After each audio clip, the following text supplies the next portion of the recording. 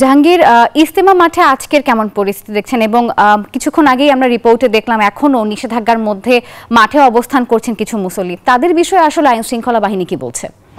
নাফিসা, গাজীপুরের টুঙ্গী তুরাগ নদের তীরে যে বিশ্ব ইজতেমা রয়েছে, সেই ইজতেমায় মাঠকে কেন্দ্র করে, দখলকে কেন্দ্র করে কিন্তু দুই পক্ষের যে সংঘর্ষ, এতে নিহতের ঘটনায় কিন্তু মামলা হয়েছে। সেই মামলার পর থেকে কিন্তু 44 ধারা জারি করা হয়েছে এবং এখন পর্যন্ত কিন্তু আইন শৃঙ্খলা বাহিনী রয়েছে। আমি যদি একটু জানিয়ে রাখি যে মাঠে কিছু সংখ্যক মুসল্লি রয়েছে, আইন শৃঙ্খলা বাহিনীর সাথে কথা হয়েছে, তারা যেমনটি বলছিলেন যে মাঠে কিছু মালামাল রয়েছে, সেই মালামালগুলো দেখাশোনা করার জন্য অল্প কিছু মুসল্লি কিন্তু মাঠে অবস্থান করছে। এছাড়া অন্য কোনো লোকজনও কিন্তু মাঠে প্রবেশ করতে দেওয়া হচ্ছে না এবং চতুর্পাশে কিন্তু আইন শৃঙ্খলা বাহিনী রয়েছে, তারা কিন্তু সচেষ্ট রয়েছে এবং তারা তাদের নিজ নিজ দায়িত্ব কিন্তু পালন করছে।